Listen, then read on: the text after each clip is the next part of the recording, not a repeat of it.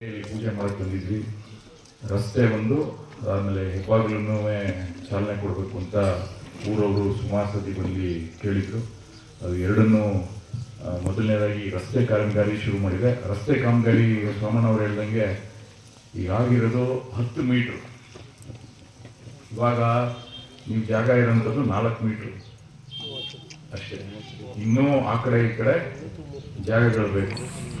ಯಾವುದೇ ಥರದ ನಾವು ದಯವಿಟ್ಟು ಈ ರಸ್ತೆ ಸುಮಾರು ವರ್ಷಗಳ ಮೇಲೆ ನಡೀತಾ ಇರೋಂಥದ್ದು ಒಂದ್ಸತಿ ಮಾಡಿದ್ರೆ ಸರಿ ಮಾಡಿಸ್ಕೊಬಿಡಿ. ದಯವಿಟ್ಟು ಎಲ್ಲರೂ ಒಗ್ಗಟ್ಟಾಗಿ ಸೇರಿಕೊಂಡು ಏನು ಆ ಕಡೆ ಈ ಕಡೆ ಜಾಗ ಐತೆ ಅದನ್ನು ಬಿಟ್ಕೊಡಿ. ಸರ್ಕಾರಿ ಜಾಗಗಳಿದ್ರೆ ಅದನ್ನು ಒಂದು ಸರ್ವೇಯರ್ ಬಂದು ಅದನ್ನು ಅಳತೆ ಮಾಡಿ ನಿಮ್ಗಳ ಜಾಗ ಯಾವುದನ್ನು ತಗೊಳ್ಳಲ್ಲ. ಇರೋದನ್ನು ಏನಿದೆ ಅದು ಸರ್ಕಾರಿ ಜಾಗಗಳೇನಿದೆ ಅದರಲ್ಲಿ ಮಾಡಿಕೊಡ್ತಾರೆ. ಇದು ತುಂಬ ಅಗಲವಾಗಿರೋಂಥ ರಸ್ತೆ. ಅದಕ್ಕೆ ದಯವಿಟ್ಟು ತಾವೆಲ್ಲ ಸಹಕಾರ ಕೊಡಿ ಅಂತ ಮತ್ತೊಮ್ಮೆ ನಾನು ನಿಮ್ಮಲ್ಲಿ ಕಳಕಳಿಯ ಮನವಿ ಮಾಡ್ಕೊತೀನಿ. ಅದ ನಂತರ ಮಕ್ಕಳುಗಳು ಹಾಡು ಹೇಳಬೇಕಾದ್ರೆ ಹೇಳಿದ್ರು, ಅದರಲ್ಲಿ ಒಳ್ಳೆ ಬುದ್ಧಿ ಕೊಡಲಿ, ಉನ್ನತ ಮಟ್ಟಕ್ಕೆ ಹೋಗೋದ, ನಮಗೆ ಕೆಲಸಗಳಾಗಲಿ.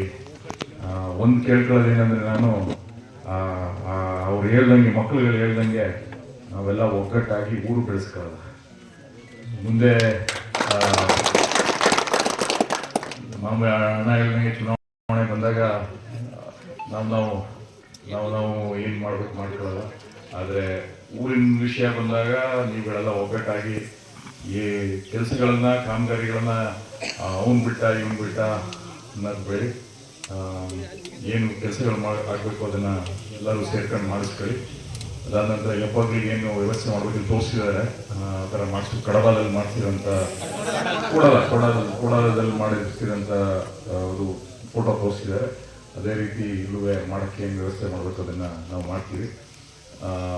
ಅದು ಬಿಟ್ಟರೆ ಇನ್ನೂ ಶಾಲೆಯನ್ನು ತೋರಿಸಿದ್ರು. ಶಾಲೆಯಲ್ಲಿ 2 ರೂಮು ಸರಿ ಇಲ್ಲ ಅಂತ, ಅದನ್ನು ಏನು ಮಾಡಬೇಕು, ಅದು ಕಾಂಪೌಂಡ್ ಹಾಕಿಸ್ಬೇಕು ಅಂದರು, ಗೇಟ್ ಹಾಕಿಸ್ಬೇಕು.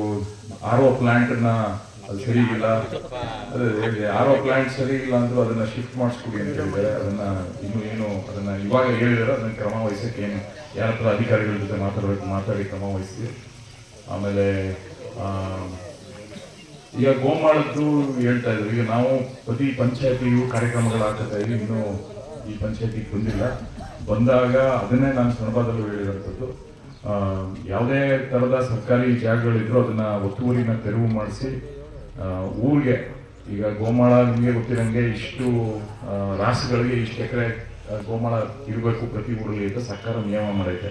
ಅದ್ರ ಪ್ರಕಾರ ಅದನ್ನು ನಾವು ನಿಯಂತ್ರಣಗೊಳಿಸಲೇಬೇಕಾಗ್ತದೆ. ಅದಾದಮೇಲೆ ಸೈಟ್ಗಳನ್ನು ಏನು ಮಾಡಬೇಕು ಅದ್ರ ಬಗ್ಗೆ ನಾವು ಇಲ್ಲಿ ಎಲ್ಲ ಊರಿನ ಮುಖಂಡರುಗಳು, ಸದಸ್ಯರು, ಊರಿನವ್ರ ಜೊತೆ ಎಲ್ಲ ಕೂತ್ಕೊಂಡು ಯಾವ ಥರ ಮಾಡ್ಬೇಕು ಅನ್ನೋದ್ರ ಬಗ್ಗೆ ಚರ್ಚೆ ಮಾಡಿ ಫಸ್ಟು ತೆರವು ಏನು ಬಿಡಿಸ್ಕೊಳ್ಳೋದನ್ನ ಕೆಲಸ ಮಾಡಬೇಕಾಗ್ತದಲ್ಲ, ಆವಾಗ ನಾವು ಮಾಡ್ತೀವಿ ಅಂತ ಹೇಳ್ತಾ ಮತ್ತೊಮ್ಮೆ ಇಷ್ಟೆಲ್ಲ